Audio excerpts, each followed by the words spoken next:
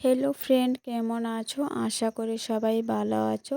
রিনা ব্লগে সবাইকে স্বাগতম একটা নতুন ব্লগে। তো এদিকে সকালবেলা তোমাদের কাছে একটু শেয়ার করলাম। হালকা ভীষণ বাতাস দিচ্ছিল আর ভীষণ ঠান্ডা পড়েছে। তো নতুন বছরে সবাইকে অনেক অনেক শুভেচ্ছা, অনেক ভালোবাসা আমার তরফ থেকে। তো অনেক দিন ধরে ব্লগ করা হচ্ছে না, তো এটা অনেক দিনের করা ব্লগ ছিল, তো ব্লগটা ছাড়িনি। তোমাদের দাদাভাই বাড়িতে ছিল না, তো অনেক দিন ধরে ব্লগ করে রেখেছি, তো আজকে ছাড়লাম তোমাদের কাছে।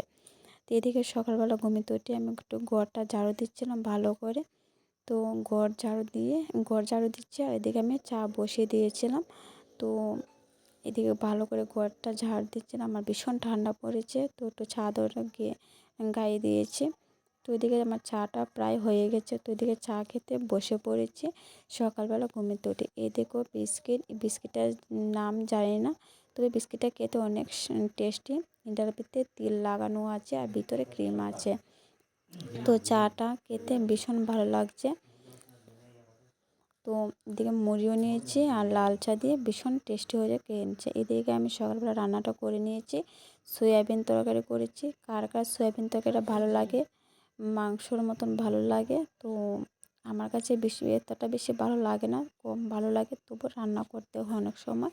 তো ওদিকে সকালবেলা ভাত খেয়ে গিয়েছিলাম মার বাড়িতে। তো মার বাড়িতে রান্না করছিলাম বাঁধাকপি দিয়ে মাছের মাথা আর ফুলকপি দিয়ে আলু দিয়ে ডিমের ঝোল করেছিল। তো রান্নাটা বেশ ভালোই হয়েছে, অনেক মজা করে খেয়েছি।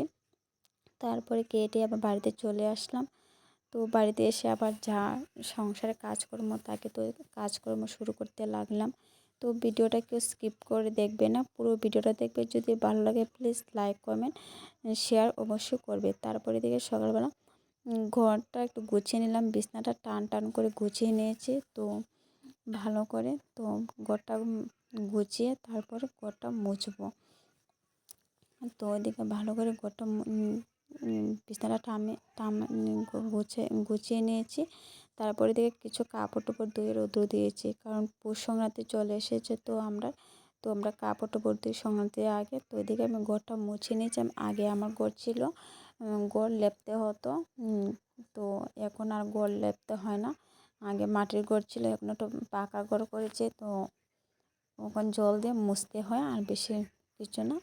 তো এদিকে ঘরটা মুছছিলাম ভালো করে, অনেক দিন ধরে ঘর মোছা পড়ছিল, আমি বাড়িতে ছিলাম না। তো এদিকে আজকে উঠানটা লেপে নিচ্ছি গোবর আর জল দিয়ে, আর মাথা বেঁধে দিয়ে রাখছিলাম গামছা, ভীষণ রৌদ্র উঠেছিল। তো তোমাদেরকে পৌষ সংক্রান্তি অগ্রিম তোমাদেরকে জানিয়ে দিয়েছি। তো কে কে পিকনিক করছো প্লিজ কমেন্টে জানাবে। আমরা তো অবশ্যই পিকনিক করব, তো ঘরে করব। কী কী পিঠা বানাবো সবটাই শেয়ার করব। তো যদি ভিডিওটা যদি ভালো লাগে please like comment share subscribe করে পাশে থেকো। তো ভিডিওটা বেশি বড় করব না, খুব ছোট করে ব্লগটা ছাড়বো তোমাদের কাছে। তো আজকের মতন ব্লগ এখানে শেষ করছি, কালকে আবার নতুন ব্লগে দেখা হচ্ছে।